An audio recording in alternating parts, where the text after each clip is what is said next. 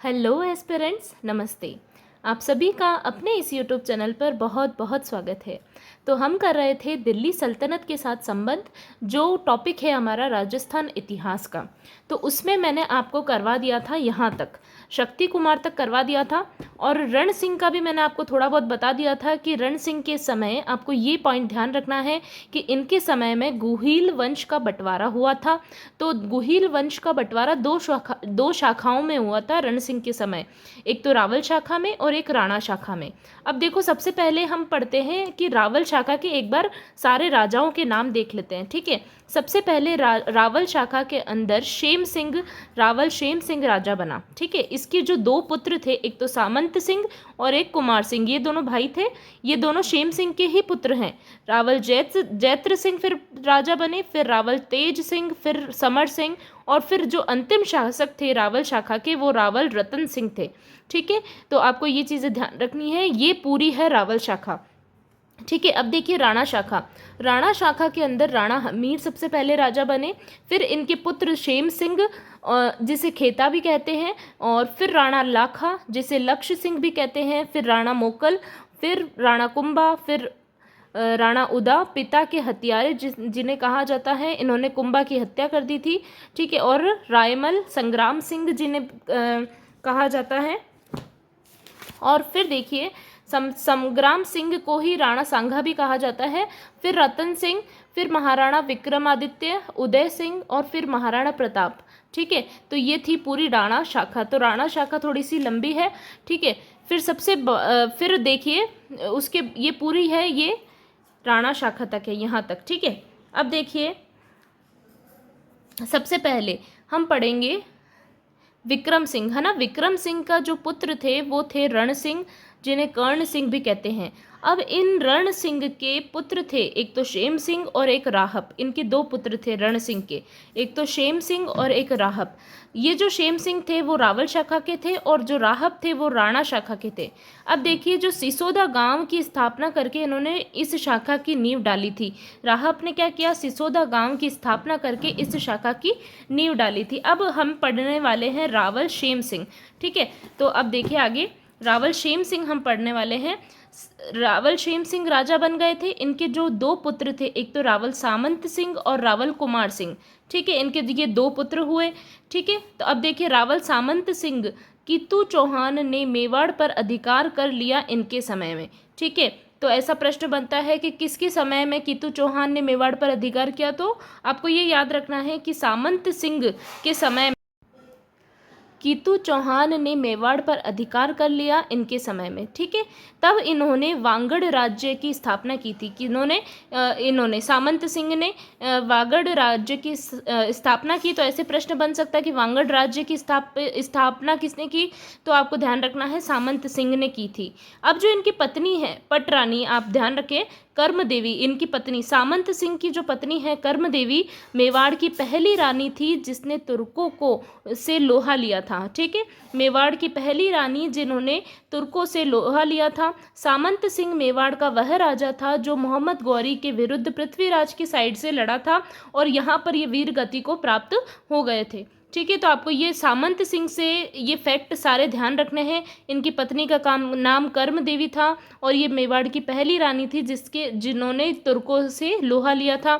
और सामंत सिंह मेवाड़ का वह राजा था जिसने मोहम्मद गौरी के विरुद्ध पृथ्वीराज की साइड से जो लड़ाई की थी, और इस लड़ाई के दौरान ही इनकी मृत्यु हो गई थी। फिर देखिए रावल कुमार सिंह। रावल कुमार सिंह नाडोल के कीर्तिपाल को हराया। किसने हराया? कुमार सिंह ने नाडोल के कीर्तिपाल को हराया था, और फिर ये राजा यहाँ पर बने थे। इसके बाद में पदम सिंह राजा बने, फिर जेत्र सिंह बने, और जेत्र सिंह के पुत्र फिर तेज सिंह बने। तेज सिंह ने चित्तौड़ को अपनी राजधानी बनाया। फिर तेज सिंह के बाद में समर सिंह बने, फिर रतन सिंह अंतिम राजा थे, ठीक है। अब देखिए आगे, अब हम पढ़ेंगे जेत्र सिंह। जेत्र सिंह देखिए, जेत्र सिंह का जो शासनकाल था वो 1213 और से 53 तक था। 1353 ऐसे याद रखेंगे हम लोग कि 13 और 53 ईस्वी तक इनका जो शासनकाल रहा। इनके समय इल्तुतमिश ने दिल्ली पर आक्रमण किया था। ठीक है, तो इनके समय में, जयद्रथ सिंह के समय में जो दिल्ली पर आक्रमण करने वाला कौन था? इल्तुतमिश ने किया। इल्तुतमिश ने फिर नागदा पर आक्रमण किया।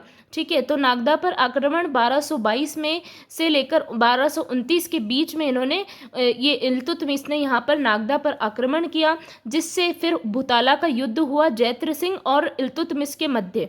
ठीक है, अब ये जो भुताला का युद्ध हुआ वो 1227 ईस्वी में उदयपुर के अंदर हुआ, जयद्रथ सिंह वर्सेस इल्तुतमिश के बीच में हुआ। ठीक है, चित्तौड़गढ़ को इन्होंने राजधानी बनाया। क्यों बनाया? जब ये भुताला का युद्ध हुआ था तो नागदा को बहुत ही क्षति पहुंची थी। ठीक है, बहुत ही तहस नहस हो गई थी नागदा, तो फिर इन्होंने अपनी जो राजधानी थी वो चित्तौड़ को राजधानी बनाया था। डॉक्टर दशरथ शर्मा के अनुसार जयद्रथ सिंह का जो काल था वो मध्यकालीन मेवाड़ का जो स्वर्ण काल माना गया है। ठीक है, डॉक्टर दशरथ शर्मा के अनुसार जो जयद्रथ सिंह का काल है वो मध्यकालीन मेवाड़ का स्वर्ण काल माना गया है। ठीक है, तो आपको ये चीज़ें ध्यान रखनी है। अब देखिए, ये जो जयद्रथ सिंह और इल्तुतमिश के बीच में जो भुताला का युद्ध हुआ था, इसमें इल्तुतमिश को हार गए थे। ठीक है, तो किसने हरा दिया था? जयद्रथ सिंह ने इल्तुतमिश को हरा दिया था। और इसका जो उल्लेख मिलता है वो मिलता है हमीर मद मर्दन में मिलता है, इल्तुतमिश को हराने का उल्लेख मिलता है। अब ये जो हमीर मद मर्दन है ये जय सिंह सूरी की ग्रंथ है। ठीक है, जय सिंह सूरी का ये ग्रंथ है। किसका ग्रंथ है? जय सिंह सूरी का ग्रंथ है, और ग्रंथ का नाम क्या है? हमीर मद मर्दन। इसमें इसका उल्लेख मिलता है इस युद्ध का कि जो इल्तुतमिश है यहाँ उसकी हार हो गई थी।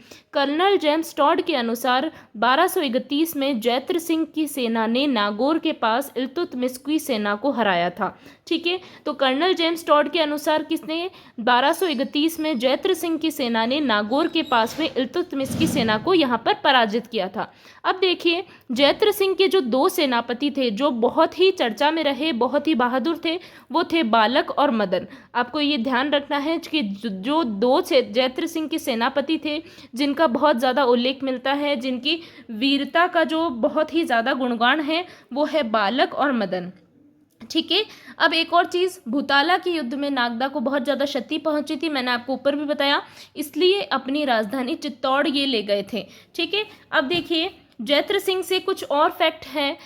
1248 ईस्वी में जयद्रथ सिंह को दिल्ली के सुल्तान नासिरुद्दीन मोहम्मद की सेना का आक्रमण का यहाँ पर सामना करना पड़ा। ठीक है, 1200 आप ध्यान रखिएगा, 1248 ईस्वी में जयद्रथ सिंह को दिल्ली के सुल्तान नासिरुद्दीन महमूद की सेना का आक्रमण का यहाँ पर सामना करना पड़ा था, जिसमें जयद्रथ सिंह विजयी रहे थे। और इसका जो हमला था, ये जो लड़ाई हुई थी, ये जो युद्ध हुआ था, इसका जो कारण था वो यह था कि जयद्रथ सिंह द्वारा नासिरुद्दीन महमूद के भाई को यहाँ पर इन्होंने शरण दी थी, इसलिए इन्हें यहाँ पर इन पे हमला किया था। अब एक और फैक्ट देखिए, डॉक्टर G.H. ओझा के अनुसार दिल्ली के गुलाम सुल्तानों के समय में मेवाड़ के राजाओं में सबसे प्रतापी व सबसे बलवान राजा जयद्रथ सिंह ही हुआ, जिसकी वीरता की प्रशंसा उनके विपक्षी भी करते हैं। ठीक है, ये कथन किससे रिलेटेड है? वो है जयद्रथ सिंह से रिलेटेड यहाँ पर कहा है।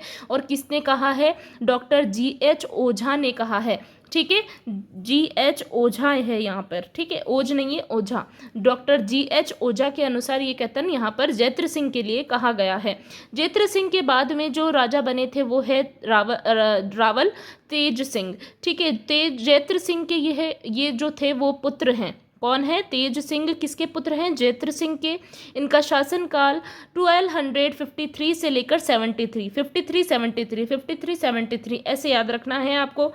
ठीक है, 3 तो दोनों के पीछे ही है, बस 5 और 7। ठीक है, ऐसे याद रखना है। इनकी जो उपाधि थी परम भट्टारक महाराजा धीराज परमेश्वर की उपाधि इन्होंने धारण की थी। किसने? तेज सिंह ने। तेज सिंह की उपाधि परम भट्टारक महाराजा धीराज परमेश्वर की उपाधि धारण की थी। इनके समय में दिल्ली के सुल्तान गयासुद्दीन बलबन का मेवाड़ पर आक्रमण हुआ। ठीक है, अब देखिए, तेज में क्या है? बल है। तेज में बल है तो वो बलबन, ऐसे आप याद रखोगे कि तेज में बल है तो बलबन का यहाँ पर आक्रमण हुआ था, ठीक है। पर यहाँ पर ये हार गया, कौन हार गया? बलबन हार गया था। अब ये जो आक्रमण हुआ था वो 1253 से 54 के बीच में हुआ और यहाँ पर ये जो गयासुद्दीन बलबन है इसकी यहाँ पर हार हो गई थी। बघेल वंशी वीरधवल को पराजित कर इन्होंने उभा पतिवर लब्ध प्रौढ़ प्रताप की उपाधि यहाँ पर धारण की थी, इन्होंने विरुद्ध धारण किया था, ठीक है। ये भी आपको एक फैक्ट तेज सिंह से ध्यान रखना है। फिर आगे चलते हैं। तेज सिंह के अंदर ही देखिए 1260 में तेज सिंह के समय मेवाड़ का प्रथम चित्रित ग्रंथ यहाँ पर चित्रित ग्रंथ हुआ था। किसके समय में? तेज सिंह के समय में। कब हुआ? 1260 में, ठीक है। मेवाड़ का ये प्रथम चित्रित ग्रंथ है श्रावक प्रतिक्रमण सूत्र चूर्णी, श्रावक प्रतिक्रमण सूत्र चूर्णी चित्रित यहाँ पर हुआ था और ये ग्रंथ के जो लेखक थे वो थे कमल चंद्र, ठीक है। इनकी पत्नी जो है वो है जेतल देवी ने चित्तौड़ में श्याम पार्श्वनाथ मंदिर बनवाया था। तेज सिंह की पत्नी जेतल देवी ने चित्तौड़ में श्याम पार्श्वनाथ का मंदिर यहाँ पर इन्होंने बनवाया था। समर सिंह 1273 से 1302 ईस्वी, ठीक है। तो आपको ये ध्यान रखना है इनका शासनकाल 1273 से 1302 ईस्वी। तेज सिंह के ये पुत्र हैं, इन्होंने तुर्कों को गुजरात से निकालकर गुजरात को आज़ादी दिलाई थी, ठीक है। समर ने क्या किया?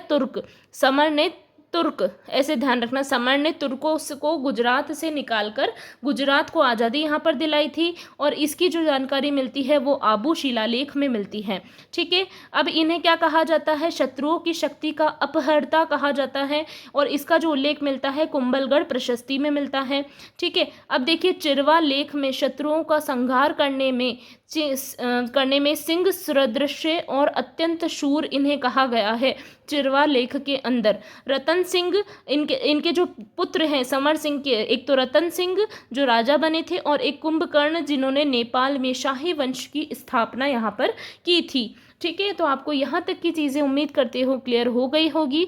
इसके आगे का जो भी पार्ट है वो मैं नेक्स्ट वीडियो में लेकर आऊँगी। अगर आपको ऐसे ही हैंड रिटन नोट्स और मेरी वीडियोस पसंद आए तो चैनल को ज़रूर सब्सक्राइब कीजिए। इससे आप लोगों की सेकंड ग्रेड, फर्स्ट ग्रेड और थर्ड ग्रेड में बहुत ही ज़्यादा हेल्प होने वाली है और वीडियो को ज़्यादा से ज़्यादा लाइक और शेयर ज़रूर करिएगा। मिलती हूँ आपसे नेक्स्ट वीडियो में, तब तक के लिए ऑल द बेस्ट।